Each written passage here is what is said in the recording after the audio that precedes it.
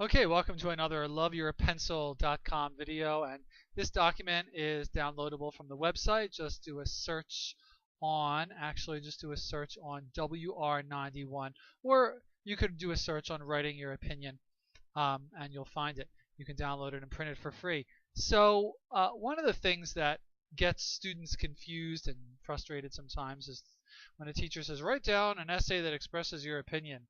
We're not going to quite yet get to the whole thesis thing, but we are going to go through this, which is going to help you organize your writing and do a little pre-writing and write a little more of a cohesive essay. That means an essay that sticks together and makes sense. So I just arbitrarily picked the whole issue of high-speed police chases because it's a controversial topic.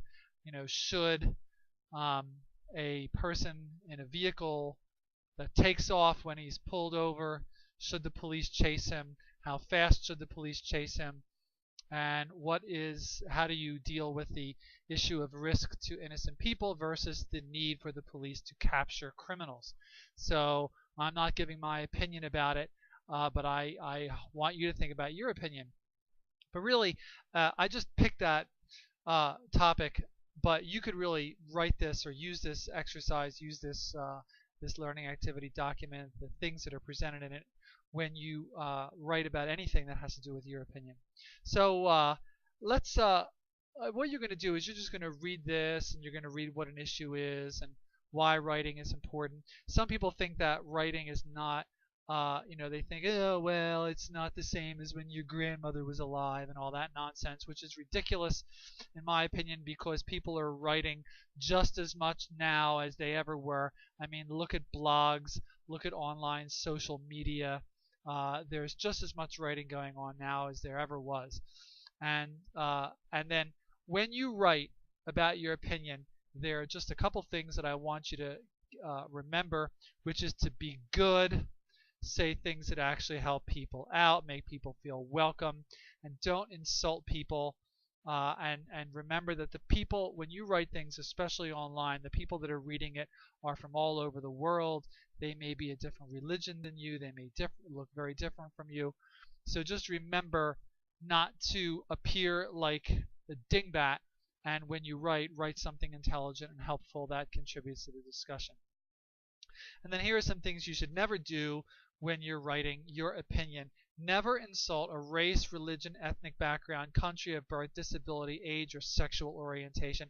Actually, you should really never insult a person because if you insult the person, it shows that you have nothing, you have no ammunition for your side of the argument. It's called an ad hominem attack, and you really shouldn't do it. But if you say things that are racist or things that are critical of a religion, wow, are you going to get yourself in trouble? And like I said, don't attack another person's opinion by calling them names. Don't call people names. That is a completely invalid, amateurish, ridiculous way to enter into a discussion. If you disagree with somebody's opinion, say that you disagree and then say why you disagree. Why do you disagree? You can always tell who's posting the approximate age of people who are posting things online, because if there are comments that are insulting to people personally, if there's name calling and cursing and all that, I personally usually believe that it's a sign of an uneducated or very young person. So, by the way, never say anything about anyone that isn't true. Don't ever say anything about somebody that isn't true. That's called libel, and you can be sued. And for goodness sake, don't curse or use vulgar language. Again, people from all over the world are probably going to be reading what you write. Don't curse. Don't use vulgar language. If you do, it just weakens your writing. So when you have an issue like police chases or teenage pregnancy or the use of welfare or healthcare or taxes or politics or whatever it is, there are here's what to do when people ask you to write your opinion. And again, I'm not getting into the whole thesis statement thing yet, but just the first thing you should do is pre-write. is to write down your thoughts, whatever they are. Don't think about whether they're good or not, just write them down. Don't worry about grammar or spelling, just write them down. Write down everything you can think of about the issue, like for example, the issue of police chases. And you can just write them down on a blank sheet of paper, or you can make something called a T-chart, which is this thing, where on one side you write one side, and then the other side you write the other side. And here are some examples for whether or not the whole issue of credit card late fees. I just threw this in there just to give you an idea. Like, let's say you're talking about credit card late fees. Should credit cards charge late fees? And then, you can write here about what's the good and what's the bad about it. And again, I'm not getting into my opinion. It's just that there are two different sides of the story.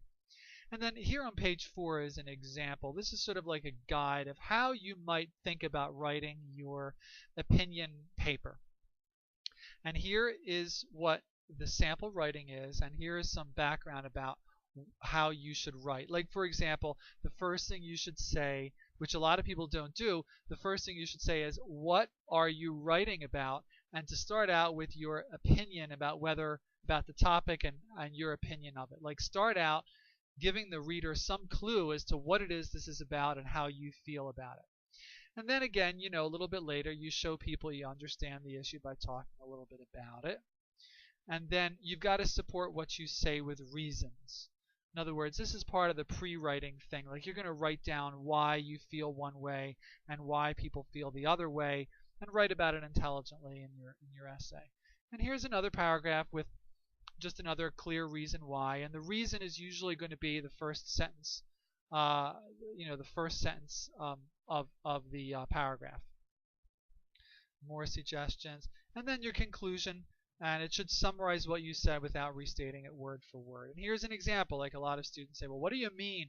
But here's an example of the whole issue of credit card fees.